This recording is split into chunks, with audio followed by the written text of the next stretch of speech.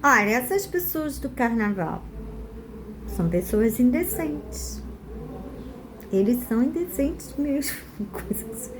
Eu nem ligo a TV nesses dias. Por mim, eu sairia do Brasil na época de carnaval.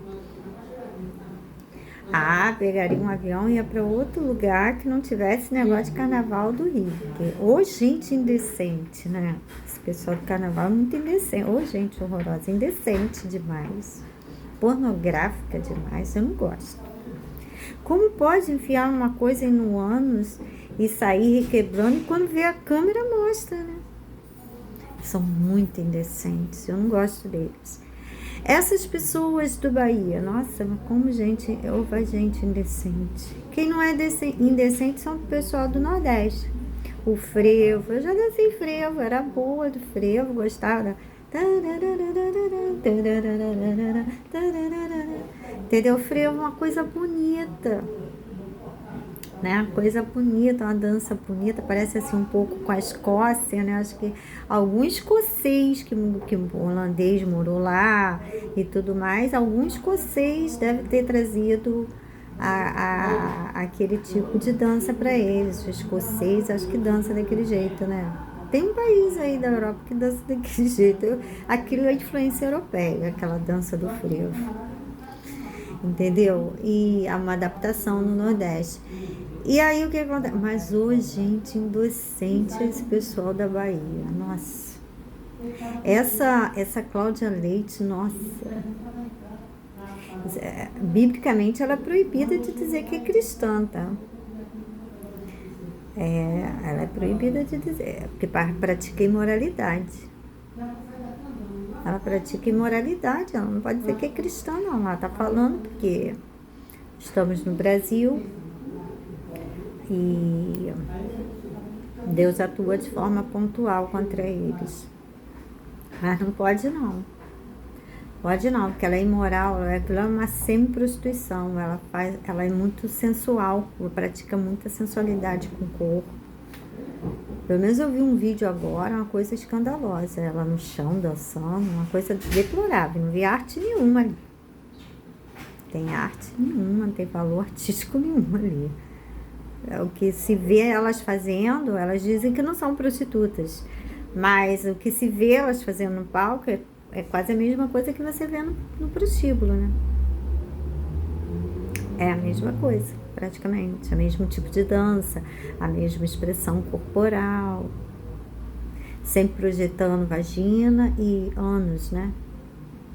Então são de uma pouca vergonha, uma indecência. Eu não gosto dessa Cláudia Leite, sinceramente. E ela fica dizendo aí que é cristã, isso aí é uma vergonha, por isso que os judeus não se convertem ao cristianismo, quando vê essas desgraças falando essas coisas, essas aberrações. Você não pode criar circunstâncias de imoralidade, de sedução, isso é tudo pecaminoso. Isso é tudo, para mulher, isso é uma coisa. Para homem nem se fala, eu nem cogito o homem, porque é muito pior. Mas para mulher, e pode-se dançar de uma forma artística, técnica. Nossa, aquelas meninas que dançam patins no gelo, acho aquilo aí fenômeno. Tem uma que eu gosto demais dela, ela é incrível, é uma das maiores do mundo. Ela é sensacional. Eu sempre, quando cai um vídeo dela aqui, eu prestigio, porque ela é incrível e é bem humorada, uma pessoa bacana. Os rapazes são lindíssimos que dançam a patinação do gelo. Tem moralidade nenhuma. As meninas da dança aquática, nossa, acho lindo, maravilhoso, entendeu? Do balé clássico, jazz moderno, coisas muito artísticas que tem uma técnica. Obedece a um rigor aí de uma técnica aí. Quem estuda dança sabe. Essa Cláudia Leite é deplorável, como tudo, como cantora, e as suas performances são muito feias mesmo. E não diferente essa Ivete Sangalo também, certo? Pode dizer tecnicamente que tem uma afinação, mas a voz não me agrada, eu não gosto da voz dela. E então, o que acontece? Nunca gostei. Então, que eu nunca fui admiradora delas como cantoras, nada. Eu não gosto muito da música baiana, pelo menos essa que a Globo divulga, não sou adepta desse ritmo, dessas canções que muito com duplicidade, ambiguidade, capciosas. Você está vendo que ele está falando de forma capciosa, sabe? É uma coisa, essas rimas muito chulas, muito pobres, não me agradam. Então, quer dizer, são pessoas indecentes, sabe? Despudoradas. Está sempre ligada ao sexo, né? Nossa vida tramita 99% da nossa realidade de vida é desvinculada do ato sexual. Para qualquer pessoa, eu me casei hoje, 99% da minha atuação social é desvinculada do sexo. 1% é o sexo. Que é quando você se recolhe, que você já terminou todas as suas atividades, cuidou de filho, foi para a faculdade, trabalhou, foi para o juizado, lá é quem é juiz, desembargador, promotor, cumpriu o seu período de trabalho jornalístico, você fez tantas coisas, você tomou banho, você almoçou, você lanchou, você conversou com amigos, você atendeu o telefone, você fez vídeo, você postou vídeo, você viu vídeos postados. Nossa, um dinamismo de tantas coisas que o ser humano pode fazer durante o dia. 1% é o sexo. 1%. Porque é a hora que você chega em casa 8 horas da noite, em tese, né? Porque tem as relações extraconjugais, os favorecimentos do cafetal, em restaurante, dentro do escritório. Eu não estou cogitando essas irregularidades. Estou falando de forma sensata, organizada, humana, normal. Você trabalhou o seu dia de 7 às 6, chegou em casa 8 horas da noite. Você vai jantar, vai se arrumar, quem tem filhos vai brincar com os filhos, vai fazer alguma coisa, vai se recolher 10 horas para dormir, aí tem um ato sexual. Sempre as famílias trabalharam assim com sexo. As famílias tradicionais sempre foram, meus avós eram assim, meus pais eram assim, todos atuavam dessa forma. É um dia inteiro de afazeres, um dia inteiro de trabalho, de preocupações, de igreja, de uma série de obrigações sociais procedentes, né? E ali no final do dia, normalmente é a hora que os filhos estão dormindo, enfim, que você vai ter o ato sexual. Certo? É assim que funciona. Sempre funcionou assim para as famílias tradicionais. Eu não tenho nada a ver com cafetão e prostituta, nunca tive envolvimento com eles, não gosto deles, tá? Minha família também, minha avó detestava eles. Meus avós detestavam prostituta. Mas isso era comungado por todos, tá? Da época. Isso não era uma atitude própria da minha família. Todo mundo era assim. Ninguém gostava de prostituta. E por isso que a Globo começou a esconder que elas eram prostitutas. A Globo precisava exibir as prostitutas, porque são as que fazem a manipulação mental, mas não podia dizer que ela era prostituta, porque a população ia recusar assistir. Aí vem esses elogios muito exacerbadas, grande atriz, que você vê o mais assim no Faustão, né? Aqueles elogios a prostitutas. Quem não deixava isso acontecer em casa era meu pai e minha mãe, que conheciam as prostitutas da Globo, dizendo, não acredita nisso não. Não acredita que você é uma piranha danada lá na Globo. Entendeu agora? Então a pessoa, ela é indecente. Você não pode estar com uma pessoa indecente. A pessoa dela traz toda uma indecência. Aquilo vem nela. Quando você vê um religioso católico, você entende que todos aqueles escritos da Bíblia, todos aqueles ritos católicos estão impregnados nele. Mesmo que ele consiga ter uma conversa, e vai conseguir, porque é uma pessoa inteligente, todos nós somos, vamos traçar outras conversas, vamos falar sobre política, vamos falar sobre muitas coisas. Sexo somente de forma científica, técnica ou religiosa, no sentido de ensinamento ou de aprendizado moral, digno, dentro dos critérios bíblicos, para os que são religiosos, como um professor que ensina sobre anatomia no corpo, órgão masculino, órgão feminino. Ele precisa, na 4ª série, 5ª série, dar esse tipo de aula, e ele fala de forma técnica, sem sedução, sem apelo sexual. A gente fala assim de sexo.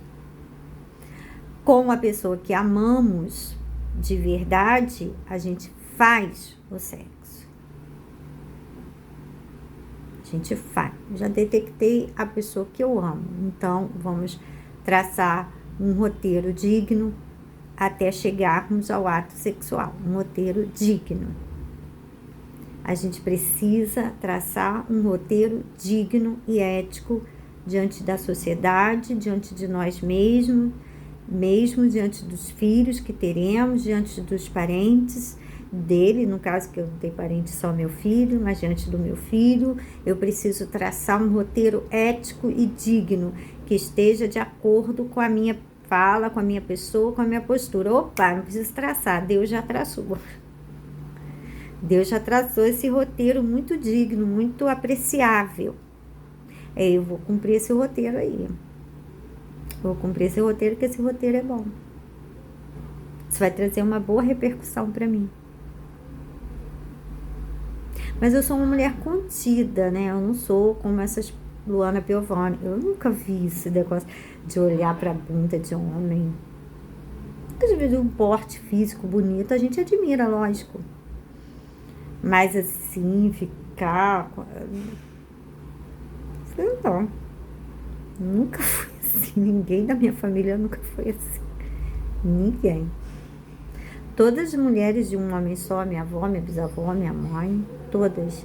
E eu pretendo a mesma coisa, casar e viver a vida toda com ele. Se for sendo da vontade dele, obviamente, porque eu não obrigo ninguém a nada. Eu não. O amor, ele é voluntário. Eu exijo a minha voluntariedade, eu não abro mão, e eu sou mulher, né?